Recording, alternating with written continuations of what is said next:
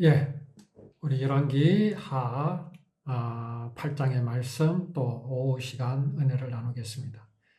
베나닷, 기고만장한 베나닷입니다. 이 왕이 납작 엎드려졌습니다. 납작 엎드려졌습니다. 이스라엘 왕에게 엎드려진 게 아니라 이스라엘 왕이 무시하고 이스라엘도 무시하는 엘리사가 자기 나라의 도시 다마스커스에 왔다는 말을 듣고 사람을 보내서 자기가 죽게 될 것인지 살게 될 것인지를 물어보라 하는 지경에 이르렀습니다. 그 비결을 우리는 오전 말씀 시간에 나누었습니다. 별것 아니었지요. 자, 그래서 하사엘이라는 신하가 선물을 가지고 다메섹에 있는 엘리사를 찾아가는데 온갖 좋은 물건을 40마리의 낙타에 싣고 떠납니다. 낙타가 한 짐을 지면 몇 킬로 정도를 질 수 있겠습니까? 적어도 100킬로 이상은요, 너끈히 짊어질 수 있습니다. 그런데 그 수가 무려 몇 마리입니까?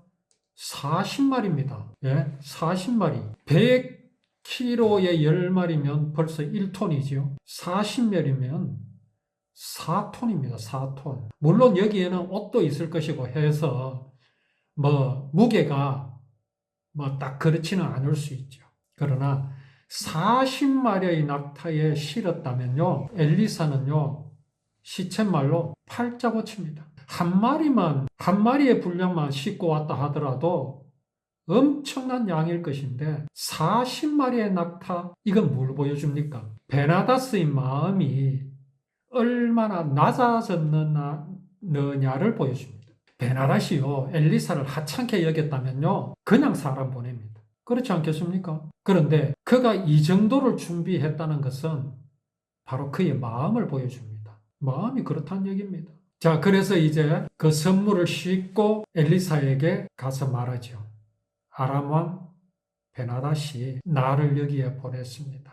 그가 지금 앓고 있는 병이 나을지 아니면은 낫지 않을지 물어보라고 했습니다. 아니, 이걸 왜 엘리사에게 묻습니까? 엘리사에게 물었다라는 것은요, 분명히 그 전에 뭐가 있었습니다. 뭐가 있었기 때문에 유명하지도 않는 엘리사를 찾는 겁니다. 뭐가 있었겠습니까? 엘리사에 대한 정보가 분명히 이 베나닷에게 있었기 때문입니다. 자기 나라에는 훌륭한 사람 없습니까? 무당이 없으며 점을 치는 사람이 없습니까? 제사장이 없었겠습니까? 전에 아람 왕의 신하 장군 나아만이 뭐라고 말했습니까? 엘리사를 찾아왔더니 엘리사가 직접 나온 것도 아니고 자기 종을 보내서 뭐라고 그랬습니까? 저 요단강에 가서 7번 몸을 씻으라 했을 때 나아만이 뭐라고 말했습니까? 괘씸하기 짝이 없다. 아니, 우리 저기 아람에는 무슨 유명한 강이 없어서 내가 이 도랑 같지도 않은 이 도랑에 와서 몸을 씻어야 되겠느냐고 막 화를 냈었지요. 아람왕 마찬가지입니다. 베나닷 마찬가지입니다. 자기 나라에는 훌륭한 사람 없습니까? 용한 점쟁이가 없습니까? 그런데 그가 엘리사를 찾습니다. 그것도 그냥 찾습니까? 베나닷의 절박한 마음을 지금 우리는 무엇으로 알 수 있습니까? 낙타 40마리에 선물을 싣고 자기 부하를 엘리사에게 보낼 정도입니다. 어떻게 해서 이 베나닷이 이렇게 되었다고요? 마음이 낮아졌다고요? 죽을 병에 걸렸기 때문에. 그것도 자기 나라의 용한 사람을 찾는 것이 아니라 자기가 그렇게도 무시하고 희롱하던 이스라엘의 선지자 엘리사를 찾는다. 무슨 정보가 있었겠지요? 그 정보가 무엇이었겠습니까? 바로 게하시가 여호람 이스라엘 왕에게 엘리사에 대해서 말해 주었던 그 내용입니다. 그걸 여기 지금 베나닷은 알고 있다라는 겁니다. 그러니까 이렇게 찾아가죠. 병이 나을지 낫지 않을지. 오늘날에야 의사가 있고 또 진단 기술이 워낙에 발달해서 하나님의 선지자를 찾지 않아도 다 알아냅니다. 오늘날의 사람들이 또한 예수님을 믿노라고 하는 우리조차도 하나님께 묻지 않는 이유가 뭐겠습니까? 인간의 과학이 워낙에 발달해 있기 때문에 그렇습니다. 사람의 과학, 사람의 지혜가 하나님께서 주신, 하나님께서 창조하신 사람의 지혜와 지식이 워낙 발달해서 하나님을 찾지 않습니다. 참 겸손해지기 어려운 세상을 우리는 지금 살아가고 있습니다. 그래서 오늘날과 같은 이 시대를 말세라고 합니다. 이게 말세에 나타나는 현상입니다. 노아의 때가 그랬고요.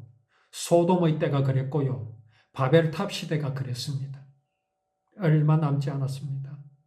얼마 남지 않았다고요. 지금이 바로 소돔의 때입니다. 고모라의 때입니다. 바벨탑 시대입니다. 자, 엘리사가 좋은 소식을 전해줍니다. 낙타 40마리에 선물을 가득가득 실어서 보내 것이 아깝지 않습니다. 왜 그럴까요? 엘리사가 하사엘 베나닷의 신하에게 이렇게 말해줍니다.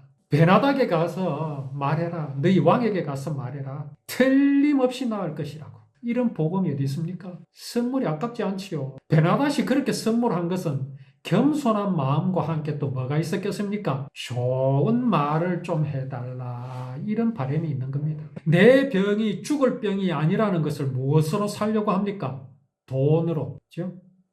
겸손한 마음도 있는 것이라고 우리는 해석할 수 있지만 또 한편은 뭐라고요? 나의 복을 돈으로 살려고 합니다. 내가 지금 병이 들어서 다 죽어가는데 하나님의 선지자에게 물어봐 달라. 물어보되 어떤 말을 기대합니까? 이 병으로 내가 죽을 것이 아니라는 말을 듣게 해달라. 운명을 뭐로 살려고요? 돈으로 살려고 합니다. 이게 돈으로 살 수 있는 겁니까? 베나닷이 지금 병이 들었는데 그 병 때문에 죽을 것이 아니다. 반드시 낫는다. 그게 선물 때문에 가능한 겁니까? 무엇 때문에 가능한 겁니까? 무엇 때문에 베나닷의 병이 죽을 병이 아니고 반드시 나을 것이라는 것이 무엇 때문입니까? 돈 때문입니까? 선물 때문입니까? 아니면 아양을 떠는 것 때문에 그렇습니까? 아무런 도움이 되지 않습니다. 하나님께서 정하신 대로 엘리사는 베나닷에게 전할 뿐입니다. 진실로 베나닷이 가져야 할 마음, 또 그가 들어야 할 말은 무엇이겠습니까? 회개하라는 말입니다. 하나님께서로 돌아오라는 말을 들어야 합니다. 사람이 하나님과 같이 될 수 있다는 신념을 버리고 사람은 결코 하나님이 될 수 없다. 인생의 정체는 그 마음에서 생명이신 하나님을 잃어버린 것이다. 생명을 도로 찾아야 한다. 생명을 만나야 한다. 이 말씀을 들어야 합니다. 여기에는요, 선물이 필요 없습니다. 와이로가 필요 없습니다. 옷가네가 필요 없습니다. 돈이 필요 없습니다. 낙타 40마리에 바리바리 실어 보내는 그런 선물 필요 없습니다. 와서 포도주와 젖을 사라. 와서 사 먹되 돈 없이, 값 없이 와서 포도주와 젖을 사라. 값이 필요 없습니다. 왜 값이 필요 없는 줄 아십니까? 그 이유는요, 돈으로 살 수 없는 것이기 때문에 그렇습니다. 온 세상의 모든 것을 다 갖다 주어도 살 수 없는 어마어마한 것이기 때문에 돈으로 살려고 해서 안 됩니다. 오로지 하나님께서 거저 주시기를 바라야 됩니다. 그런데 베나닷은 지금 어떻습니까? 돈으로 살려고 합니다. 돈이면 되는 줄 알고 있습니다. 이야, 엘리사가 뭐라고 말합니까? 하사엘에게 네 왕에 가가 전해라. 너 왕이 이 병으로 결코 죽지 않을 것이다. 얼마나 복된 말씀입니까? 자, 그렇게 엘리사가 말씀을 하나님의 뜻을 딱 전하고 바로 하나님의 뜻을 또 전합니다. 그가 틀림없이 죽을 것이라고 나에게 가르쳐 주셨다. 이 또 무슨 말입니까? 분명 뭐라고 엘리사가 말했습니까? 당신 왕은 이 병 때문에 죽을 것이 아니다. 반드시 산다. 하고 난 뒤에 또 뭐라고? 반드시 죽을 것이다. 이 무슨 청천벽력 같은 소리입니까? 이상하지 않습니까? 그러니까 하사엘은 그게 참 이상한 겁니다. 엘리사를 빤히 쳐다봅니다. 그러니까 엘리사가 하사엘의 눈을요, 뚫어지듯이 쳐다봅니다. 보통 사람이 왜 내 눈을 뚫어지듯이 이렇게 바라보면 어떻습니까? 좀 부끄럽습니다. 민망합니다. 그래서 눈을 깔게 되죠. 그러니까 부끄러움을 느낄 정도로 하사엘의 얼굴을 뚫어지게 바라보더니 엘리사가 울음을 터뜨렸습니다. 이상합니다. 그래서 하사엘이 물었습니다. 아니, 왜 그러십니까? 왜 그러십니까? 아니, 분명히 그 병 때문에 죽지 않는다. 분명히 살 것이다. 해놓고서는 반드시 죽을 것이다. 하고서는 엘리사가 막 소리내어 울고 있거든요. 그러니 얼마나 이상하겠습니까? 왜 그러십니까? 그러니까 엘리사가 뭐라고 말합니까? 당신이 이스라엘 백성에게 어떤 악한 일을 할지 내가 알고 있기 때문이다. 엘리사가 지금 당신이 이스라엘에 어떤 일을 행할 것을 알고 있다 라고 말합니다. 여기 당신은 누구겠습니까? 바로 하사엘을 가리킵니다.